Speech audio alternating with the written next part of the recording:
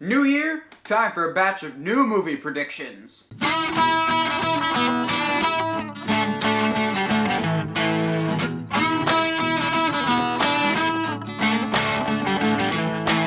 Hey movie fans, Happy New Year! I hope you had a great holiday season. I was a little bit busy, so I haven't done a video in a while, but hey, I'm back on the bike, so let's do one of my favorite videos to do each year, movie predictions, where I just completely spout things out of nowhere and cross my fingers and hope that it comes true at some point in the year to make it seem like I know what I'm talking about for once.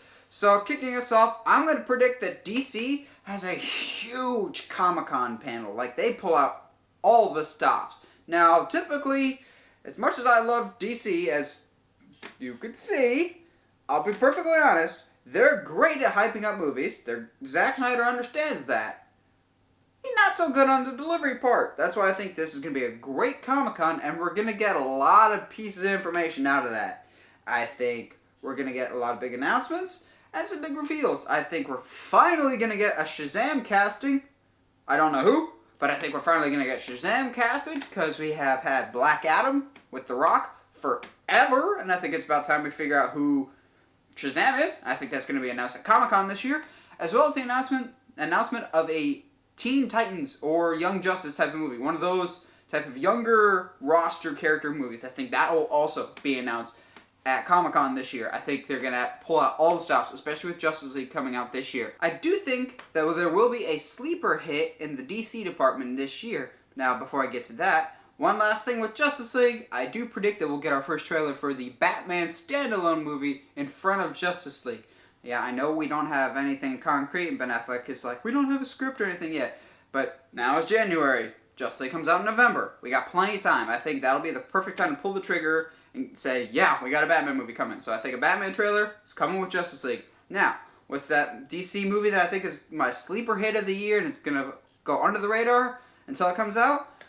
Lego Batman the movie. Yeah, I actually see a lot of potential in this movie, and I think it's gonna do a lot better than people expected to. I think that will be the best received DC movie of the year, and I think it'll be a surprise hit, not just as a DC movie, but as a movie. I was totally entertained by the Lego movie, and I really like the Batman character, and from what I've seen in the trailers and all the clips of this new Batman movie, the Lego Batman movie, they get the Batman character better than a lot of other interpretations, and they're going for more of a satire approach, and it seems like they're throwing almost every character in Batman lore into this in Lego form, and I'm really looking forward to seeing that, and I think making it self-aware will make the movie more enjoyable and more pleasant, just further elaborating on the world that we saw in the Lego movie, just with Batman, and I think that is a recipe for success, and it will be a huge box office success. Then again, these are all predictions, and it could tank.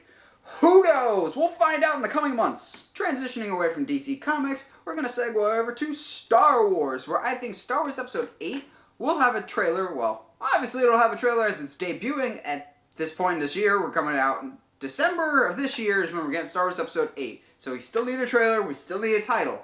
I think the first trailer for Star Wars Episode 8 won't debut with Star Wars Celebration. I'll get to that in a second. I think it'll debut with Beauty and the Beast. Now, Disney, as of late, has this track record of releasing big trailers with movies that they really want to do well. And Beauty and the Beast, obviously they want Beauty and the Beast to do well. Yes. Regardless, I'm going to see that movie anyway. It looks fantastic. But I think from a marketing standpoint, it makes the most sense to put it in front of Beauty and the Beast. That way you can get more butts in the seats to see Beauty and the Beast. And if you have other big announcements, like the one I'm about to go to for Celebration, it doesn't overshadow that. Yes, there'll still be some Star Wars 8 stuff at Celebration. However, I think there'll be some other big news that'll be dropped at Celebration this year. What is that? We will finally, I've been saying it for 3 years now, and I firmly believe that this will be the year that an Obi-Wan standalone movie will finally be confirmed with Ewan McGregor returning. There was some talk earlier this year that it's been discussed, but it's been delayed for reasons, as they're not done with the Obi-Wan character in the new trilogy, which is fascinating and brings up a lot of interesting points. But I'm not giving up on this Obi-Wan movie yet. As I've said, 3 years now I've been saying this. It's gonna happen eventually, and I really think it's this year, especially with this latest Star Wars Rebels trailer that came out Not gonna go into too much detail, but trust me, just look up the Rebel Season 3 mid-season trailer and watch until the end. There's a little... Whoo! I don't want to spoil it. Just trust me, look up that trailer, and you'll see there's still a lot of interest in Obi-Wan. And I've been saying it for a long time. I finally, firmly believe that this is the year. Now transitioning from Star Wars to Marvel, we got Spider-Man Homecoming. I'm not gonna lie, this is the movie that I'm most anticipating over Justice League. More than Wonder Woman, more than Guardians of the Galaxy 2. I'm most excited for Spider-Man Homecoming because Spider-Man is, that's the superhero I grew up with more than any other. I love Spider-Man and I love Tom Holland's Spider-Man. And I think there's gonna be a lot of Easter eggs to the comics. I think this will be the most comic accurate version of Spider-Man we've ever gotten. Just from the little snippet that we got in Civil War, I could tell that they want it to be true. And I think true to the source material. And I really think that this Spider-Man Homecoming will do that. And it'll be one of the best Spider-Man movies of all time. I don't know if it'll trump Spider-Man 2, but I think it'll still be really, really enjoyable. That being said, here comes my bold prediction for Spider-Man Homecoming.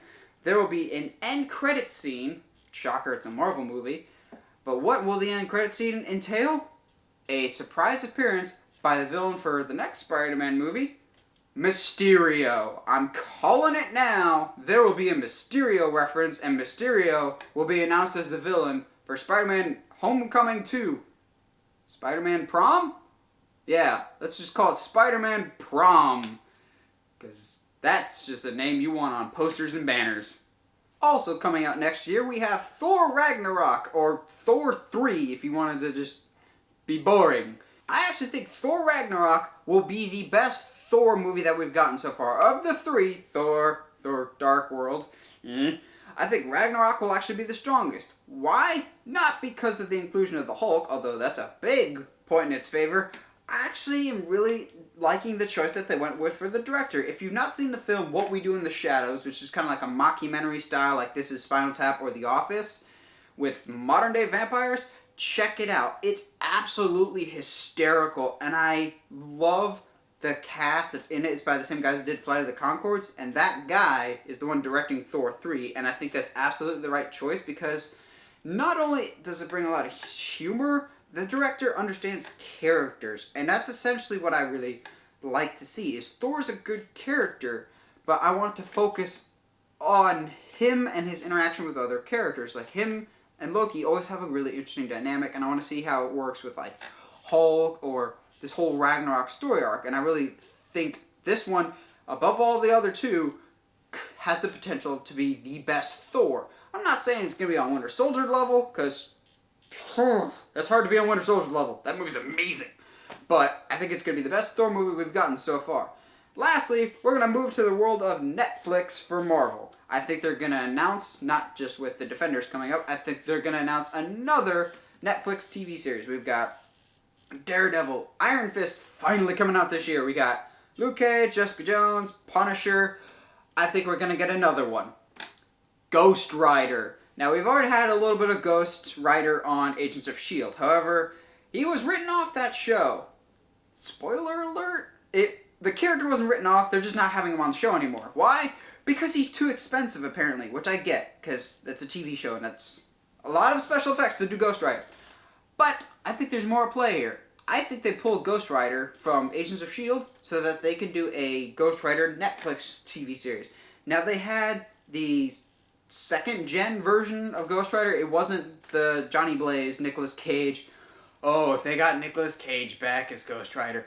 It wasn't that version of Ghost Rider. I think that is the version of Ghost Rider that they want to put on Netflix, and I think they will. Netflix has proven that Disney is not afraid to go darker, more mature for their Netflix shows, and Ghost Rider is a perfect one. And I think they pulled Ghost Rider from Agents of S.H.I.E.L.D. for a reason. That's why he showed up for this. I think they were testing the market.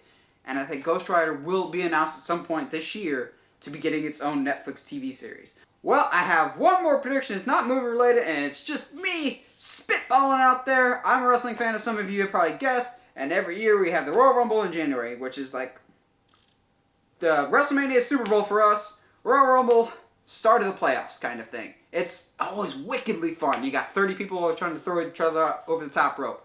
I'm going to go with my favorite guy, Sami Zayn, to win the Royal Rumble. Why am I doing that here?